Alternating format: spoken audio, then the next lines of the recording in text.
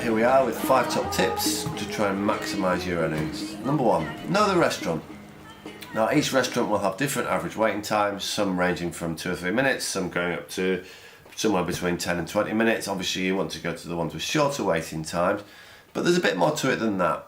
There's also the time of access to a restaurant. So some restaurants, for example in Manchester we have a KFC that's one of the fastest restaurants that I know, but unfortunately you've got to go up in a lift to get to the restaurant, which can take a little bit, and go around a pedestrian area, which can take a little bit longer. Once you're in the restaurant, try to get to know the staff. Each restaurant will tend to have a different vibe. Can you approach the staff and ask them for your delivery? Should you just show them your phone? Should you sit back and know full well that they will give you the order in time? You've got to balance this out. Keep an eye on your order, see what's going on, and just be aware that the staff are generally doing all they can. Obviously if you see them ignoring your order, trying to ignore you, then you might want to try and get their attention, but there's a fine balance between being rude and doing it politely. So it's just getting to know each restaurant. I think you'll find a better, you'll have a more pleasurable experience. You won't feel as stressed. If you walk into a restaurant, think you're going to have a 1 minute wait or 2 minute wait, and then you're having to wait 10 or 15 minutes, that will really upset you. Whereas if you go into a restaurant expecting 10 minutes and you get a 2 minute wait, that's great. You're going to be really happy. Tip number 2, call the customer in advance. If you know that they're going to take a few minutes to get to the door, which is true in a lot of the student blocks and a lot of the bigger blocks of flats. If the customers are coming down, some blocks you're not allowed inside. So if the customer's coming down, you know they're going to be 3 or 4 minutes. Give them a call on the way there when you're 2 or 3 minutes away and say, look, I'll be there in 2 or 3 minutes. Can you pop down to the reception, please? Bob's your uncle. It's better than getting there, having to call the customer, wait 3 or 4 minutes, which over the period of a day can be 20, 30 minutes, which is costing you a few pounds every day. So how do you call a customer? I see a lot of riders cycling along, phone in hand, one hand on the handlebars, not paying attention to the road, and it's pretty dangerous, to be fair.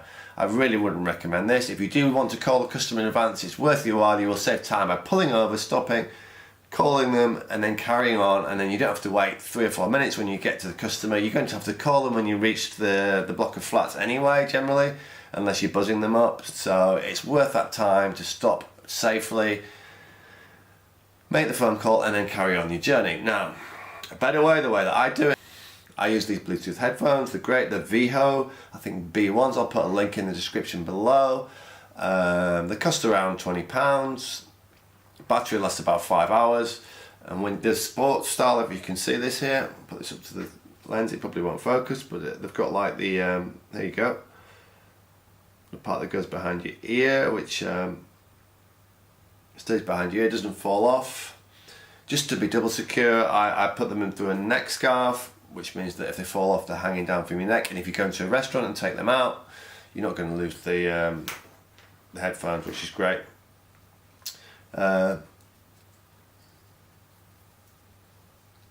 Clip in nice and easily, and the microphone's down here, so you can speak to the customer while cycling and pay full attention to the road. As full as can be, the same as if a driver's using a hands-free headset, which is debatable, but you can pay attention to the road. Great.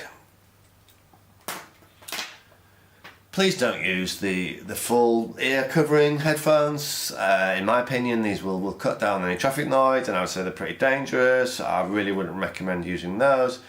Don't be the rider that rides along with a phone in their hand trying to cycle. I've tried this a few times, nearly become a cropper. I'm sure it wouldn't be street legal as well, cycling with one phone in your hand. It's just not worth the risk really, for the sake of saving 2 or 3 minutes, but investing 20 quid in a set of headphones that work well, certainly worth the money. Number 3, maximise the busy times.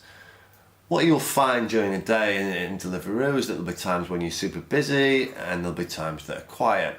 Sometimes it's hard to know because you could be sat there for 20 minutes and suddenly you get order. You don't know when these times are. Sometimes you might want to pop home if you can still log on, or just go and have a coffee. The best way you can tell it's super busy is when you walk into restaurants and the food is ready, and often the food will start piling up and then there'll be orders backlogging, and you will know that you can go into most restaurants, even the slower ones, pick up your order straight away. That can save you a lot of time and you can really start upping those earnings. You can be earning, say if you're averaging at about £10 to £12 an hour, you might push the average up to £20 an hour if the restaurants are behind, because you're saving all that waiting time spent in restaurants, which we talked about as point number one. So just maximising those times when it's super busy, just going for it really. Tip number 4, have the right gear. What do I mean by have the right gear? I mean stuff like your waterproof clothing, your bike locks, all these bits and bobs. I'll do another episode talking about exactly what equipment I like to carry. It's obviously up to you, but having the right cycling clothing. In the UK, having waterproof clothing is probably one of the key factors in terms of what equipment you're going to buy, and probably where a fair bit of the money's going to go, just to keep you dry. I mean, to keep your phone dry, which is ultra important. If your phone's not waterproof, or if you can't use it in the rain, then it's going to be no good. You're not going to get any orders and you're going to have problems with your statistics. So something to protect your phone and keep it dry and still have it still usable. See, in summer, if it's dry, no, it's the UK. Forget that. Yeah, always have some waterproof gear.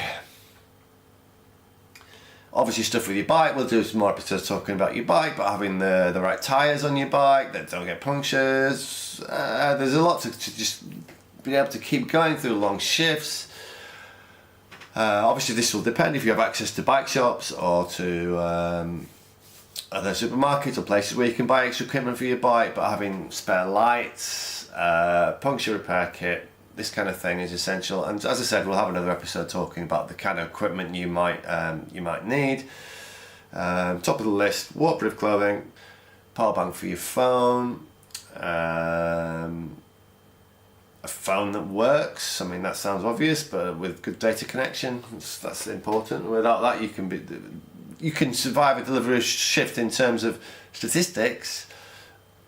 Without a bike, you don't need to do any orders, you can just log on. It's not advised, but people do it. Now, without a phone, if you can't log on with your phone, you're going to be in trouble and you may have to contact customer support and they may or may not do anything about it. So having the right phone that's waterproof, that will work throughout the day in terms of charge, that is one of the most important pieces of equipment. Number 5, local knowledge. Have a chat with the other delivery riders. A lot of them might know the local restaurants better than you, particularly if you're new to the job. So get to know them, chat about waiting times in the restaurants, tips and tricks, just general things that can help you with your work. Thanks for watching. Hope you enjoyed the video. I'll be doing lots more videos talking about Deliveroo. There's a lot to talk about. Deliveroo as a company, their strategies, the gig economy. Hopefully I will be talking about other Cycle Couriers a bit. There's Stuarts, there's Happy Panda, and there's Uber Eats, and potentially some other ones in your area. If you have any comments about this video, anything you want to add, I want to try and get some community going, try and help people out in the Deliveroo sphere, please post below. I know there's going to be some issues talking about the strike, potential strike action that might be going on in some cities. That's interesting. Some people seem to be against it. It seems to be quite split. Some people are for it. I can see the why some people have become annoyed at working for Deliveroo. I'm not sure if a strike would be successful, the right way to go about it, but we'll see. Do you think Deliveroo are a good company or a bad company to work for? Do you think they'll listen? Chat about this more in future episodes, so please subscribe, click on the like button, and we'll get these videos going.